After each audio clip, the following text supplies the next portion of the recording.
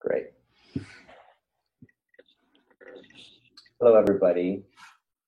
My name's Guy Singstock, and this is Marzinka. And this is some of you have already maybe have watched the first series of interviews that we've done, but Marzinka is a therapist who lives in Berkeley, California. And she's an amazing writer and has a hunger for knowledge and how the psyche and psychology and attachment and everything interpersonal and human psychology oriented. She has a deep hunger for that. And I've watched her for years take on subjects in psychology and write articles just for her own interest and her own investigation. And that's and then she started getting involved in something that I do called circling, which is, you could say, is a deep relational practice and presence, and being present in a relational way with people, and basically have rich, deep, rewarding, and even profound conversations, such that both people are more and more rich. And I do trainings in training people how to circle. And circling has been there was a grassroots movement that is now all over the world. And so when Marzinka and I met, and we started connecting on what she does as a therapist and what we're doing in circling, she got really excited about the implications of that. There's actually a practice that's, manifests and can be practiced on multiple different levels. But that essentially that she really saw that there's lots of insights to be gleaned about circling through looking at an attachment lens, and that there's lots to be gleaned through looking at attachment through a circling lens, and how the two intersect. And so her imagination and her attention has been really gripped by this, So I'm excited to have this interview and to have a conversation where we can begin to make connections together in the stuff that she's been working on. Yeah, well, I really appreciate that context setting, and I am so glad that we could just sit down. For the last 15 minutes, I'm here on the beach before I go back home. I've been here in Baja for a week, and I got to spend a little bit of time organizing this project that I've been working on, wanting to interview you. I guess it's a co-interview we're saying, but for the last 9 months. And Joshua Zader introduced me to this book, Attachment in Psychotherapy by David Wallen. And ever since he showed it to me, I've been fascinated by it. I didn't have, when I first had this idea that that circling creates or offers the experience of attachment, of a secure attachment. I saw it, and there's certain ways, things that I saw, but I didn't have a lot of elaborations. It was more intuition. There was a little bit of, I think, evidence, definitely evidence. But this book describes circling in so many ways, and it's really brought, it showed me how, it made me interested in how did circling evolve in the last 20 years to come to a lot of the same conclusions that the field of attachment for adults has also come to these same conclusions. And for example, what I understand is some of the edges that are evolving right now are not from the attachment field, but rather they're drawing from other fields of intersubjectivity and relational theory, and also Buddhism. And I know that in circling, for example, one of the primary principles is how deeply can we be with what is.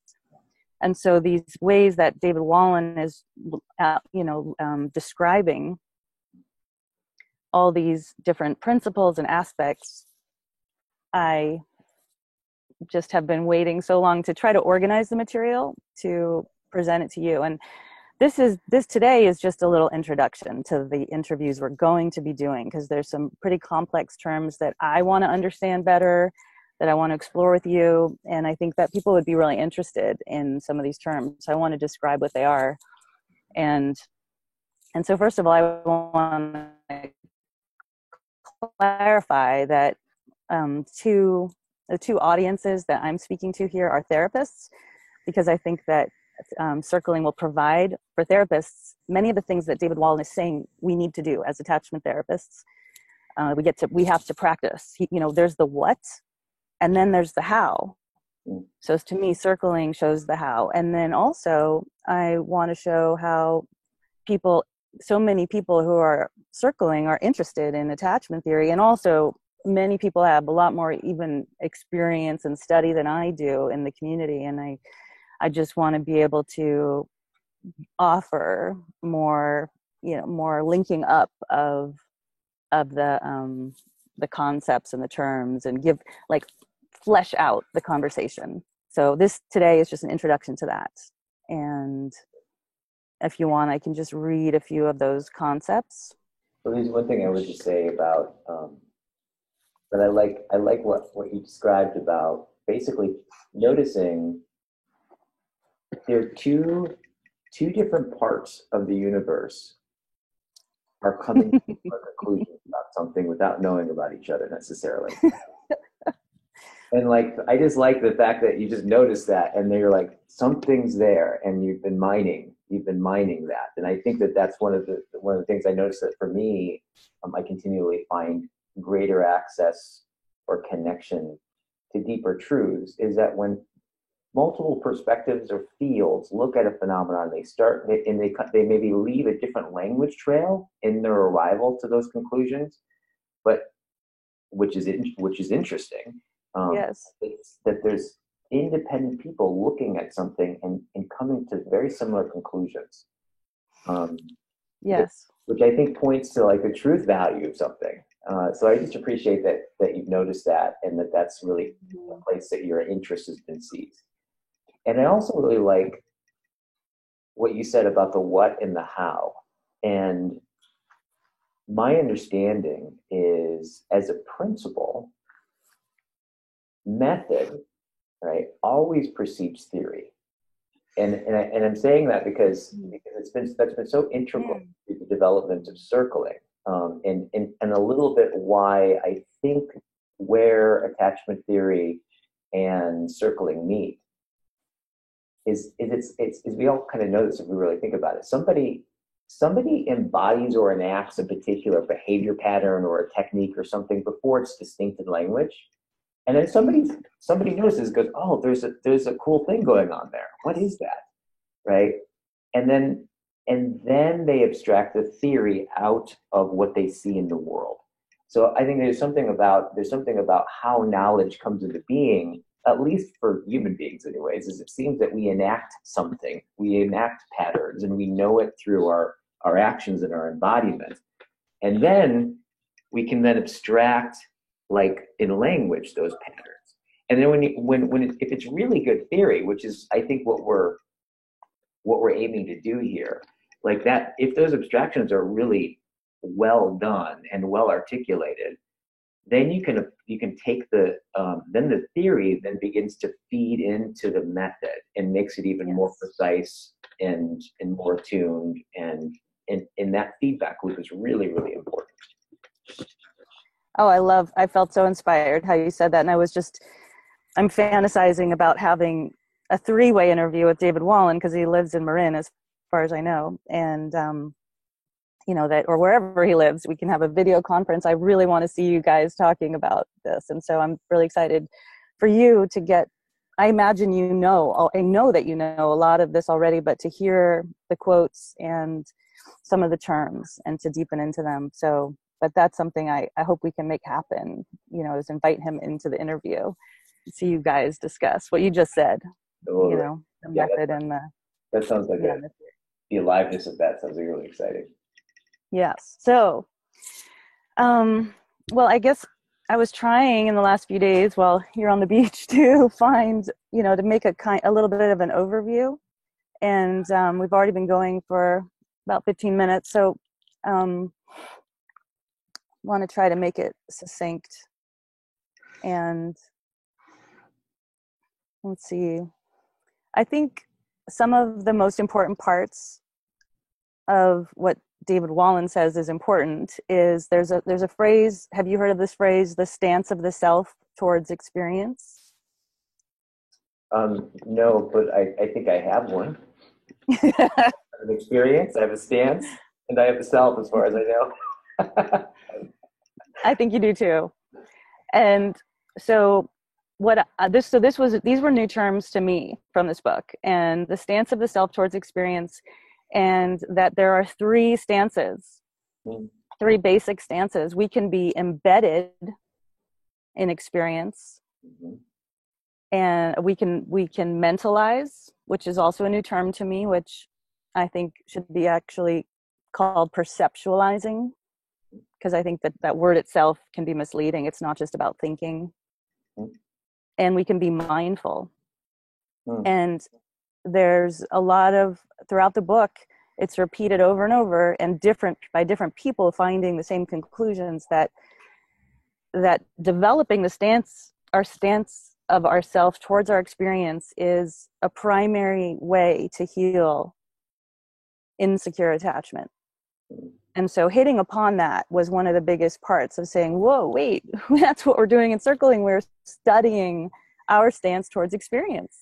Mhm. And one of the ways in is through the nonverbal, through gestures and posture. And people who have not, I've seen over and over, circling with you for on and off for 5 years, hundreds of circles. I see people who are sitting down for the first time circling, just referencing to each other about posture, gesture, nonverbal, that this is referencing to us our stance. It's waking up the embedded emotional patterns that were laid down in our earliest experiences. Okay. I want to see And so, yeah. if I can tease that out and make sure that I'm getting it. So basically, what you're saying is that there's who is it? Who was the name of the person you're talking about again? David Wallen. David Wallen. So that one is that there's this thing called he's making a distinction between our experience and then like our stance and our the way that we are in relationship to our experience. Is that what you're talking about? Yes. And what I heard is that the part of what makes our experience isn't something that it seems like embedded in that distinction is that experience isn't just something that happens to us and then we relate to it. But it seems like I would imagine that I already have a stance in my experience, whether conscious or unconscious, as you're saying, in a lot of cases, embedded even deeper than unconscious. Mm-hmm. That the way that I stand with my experience affects my experience. And because Yes. it affects my experience, it affects my stance. And I would imagine there's ways in which that my stance towards my experience deepens my stance, right? Mm-hmm. Ways that Opens, it can open broadens, beyond it. transcends. Right. That would get us to the mindful Right. stance. So the first one was embedded, and Mm-hmm. And the second that's when, sorry, go ahead. mentalizing, and you're saying that it's actually more accurate to talk about it as a perceiving stance, and then a mindful stance. Mm-hmm. I mean, I don't want to step on, I don't know how to pronounce his name, actually. I think it's Fonagy is the man who came up with the word mentalizing. I don't want to step on his toes, but I just want to offer to the field to consider how or just in the circling world, if we're translating it for our purposes, we could change the word for ourselves, right? So embedded is when you feel like whatever thing is reality and there's no distance from it. And what I think is fascinating is you can be dissociated from experience, so you're not even in the experience, right? So I think that the degree of mentalizing, the capacity, means you're both feeling it and can reflect on it, right? Because I think, so this first stance of embeddedness, which he says we all do from time to time, but the degree to which we can move into mentalizing and mindfulness is the degree to which we are more securely attached. It's both a sign of it, and it's a way to become.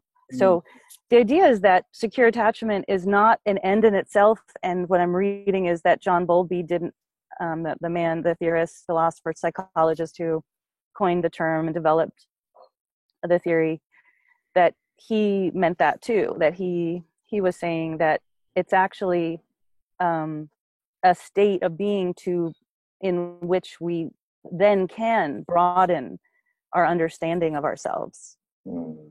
And the purpose is to connect with others, but one of the deepest purposes is emotional regulation, that the stance of the self towards experiences allows us to understand our feelings as messengers. Mm. Mm. But if we're embedded in it, then the feeling is the reality, not the message. Yes. Is it fair to say when I'm embedded in my experience, an example of that would be when someone says something to me and I get really upset, or triggered is the term that we use a lot. Like, I get triggered and upset and I get really, really angry, and then I have this view of you that you're doing something bad to me, and that justifies me getting angry and being upset with you. But I'm actually like not, so that would be like an embedded experience or an example of that. I think so. Yeah. And so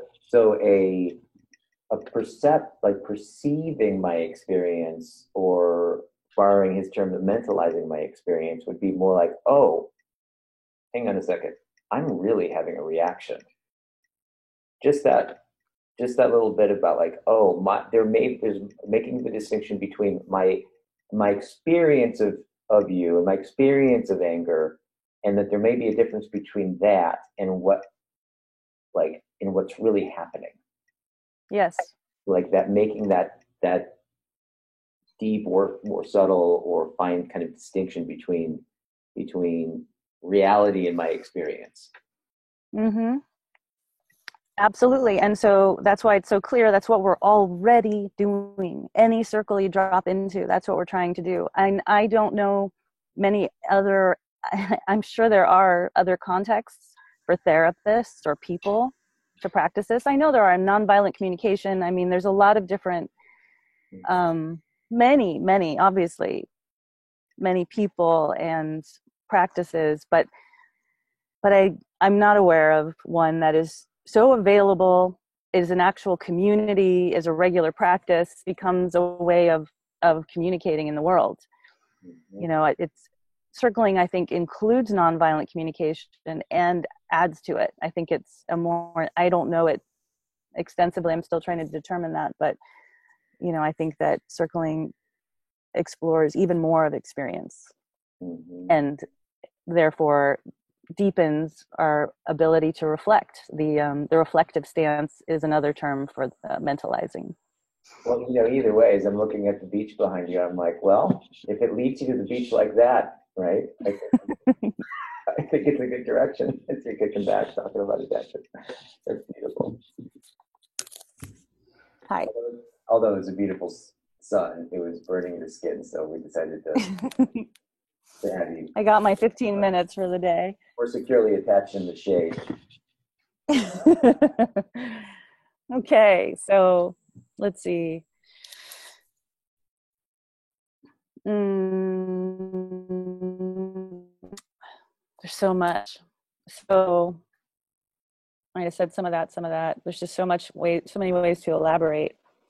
So So what I heard you say is like really, and maybe you can elaborate on this a little bit more. But Bowlby that's how you say his name, right? Secure the attachment cures.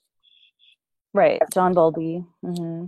So you said something that he didn't think that attachment was an end, right? Is that what I heard you say? It wasn't like the goal. Mm-hmm. And you made the distinction that, however, the emotional regulation, right, that comes through being securely attached, Mm-hmm. Mm-hmm. would Bowlby say that what that gives, if I have emotional regulation, right, and I have people in my life, or groups in my life, or a girlfriend or a husband or a wife, and I'm securely attached, is that in itself emotionally regulating? Is that what you would say? That's the idea. That throughout our life, I mean, secure attachment, I think, is a fluid state. Mm-hmm. It doesn't guarantee that you know how to work through complex problems with the people in your life. Right. So that's why I think that circling teaches specific skills that parallel emotional regulation and earning secure attachment about. And so I can read a few of what are considered what happens with communication that is collaborative and coherent. And this is speaking for the parent, but this is what we do in circling. And that's what I'm going to just be saying over and over, right?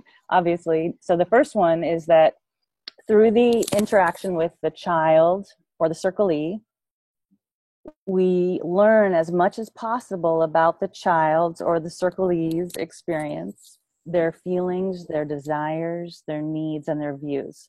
So that's the first one, learning as much as possible about the other's experience.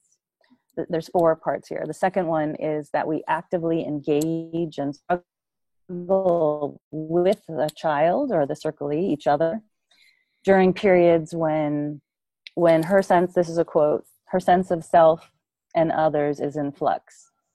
So that's the idea, is how do we engage with each other when somebody's triggered, like you said? How do we stay with experience instead of argue or fight, right? How do we contact that experience? And then the third one is the parent, the therapist, or circlees initiate interactive repair when disruptions occur. Some of these are quotes, and these are on page 193 to 194 in the Wallen book. And then the fourth part is, and this really like this is a really important part of circling that I learned from you. Upgrade the dialogue to keep up with the child's or circlee's emerging potential. So in circling, this is the edge that we have of being with what is and being with what is becoming without pushing for things to be different than they are. Yeah. It's all right there, those 4 parts. I appreciate what you just said, because my experience and my understanding of secure attachment, and personally being in a relationship in which we have the explicit context of an understanding about secure attachment and work on it, like consciously.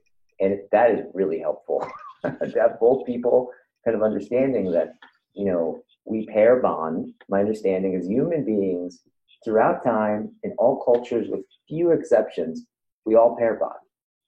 That there's something about the way our nervous systems work, that it just goes better when we have one person in our lives that's where you could put it in this way, in a universe which is completely ambiguous and improvisational, that I have one relationship that isn't, right? I have one place that I can go, and if I'm securely attached to you, what that means is that I can be myself with you, and that even when I'm being kind of shitty or a pain in the ass, triggered, or I'm scared or something, that you respond to me in a way of total acceptance and love that's unshakable, and that I can come to you and be great. I can come to you and be trouble. I can come to you and feel insecure, and that you are one place in the universe where I don't have to think about whether or not I'm accepted or loved.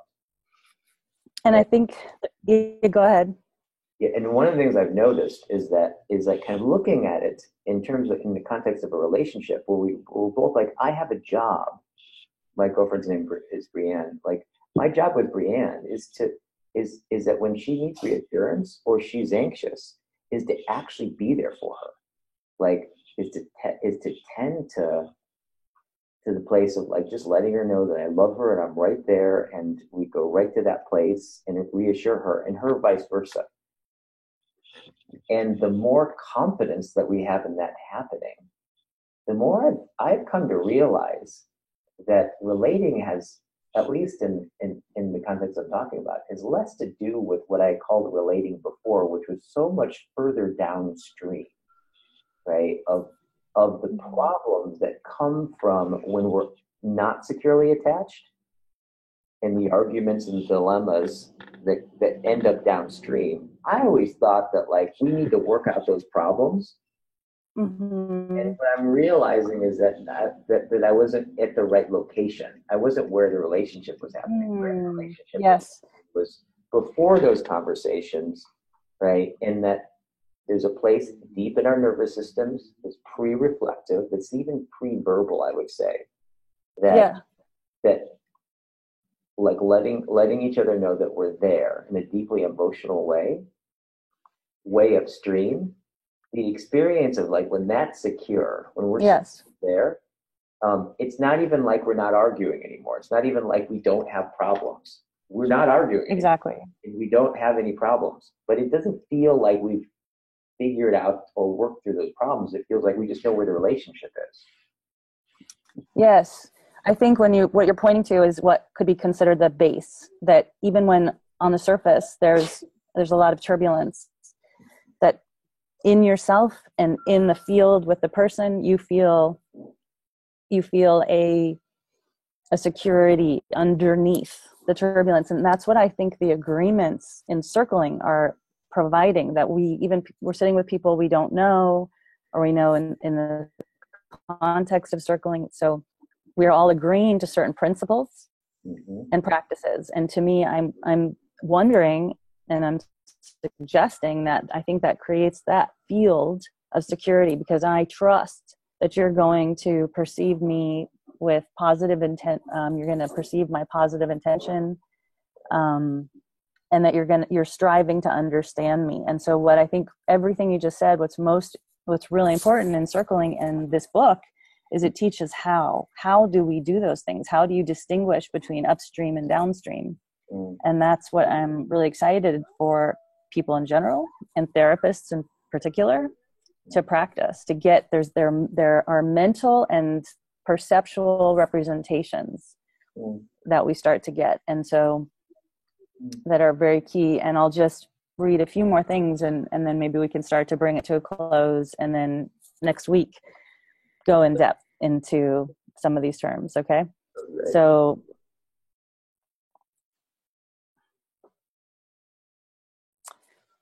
many great quotes, but still just trying to give an outline. So we're talking about how we feel is central to our sense of who we are. And so a practice that provides for the process of attachment healing would be one that does three things. One is it encourages identification of our subjective experience. So we're really identifying with the felt experience. It's body oriented. This is a somatic approach to healing. The second one is it illuminates and evolves how we feel about our feelings. That's the stance. Can we accept that we're angry? Can we accept that we're afraid? Or are we just fear? Are we just anger without any reflection? And the third part is this process would help us to effectively express ourselves and be understood in relationship. And that's what the whole aim of circling is to how we express, and are we being understood? Are you getting my world? And I keep seeing over and over these outlines that describe circling in a nutshell. How did you do that? How did the whole community and you get to this place? Maybe you can answer now. Maybe we can talk about it later.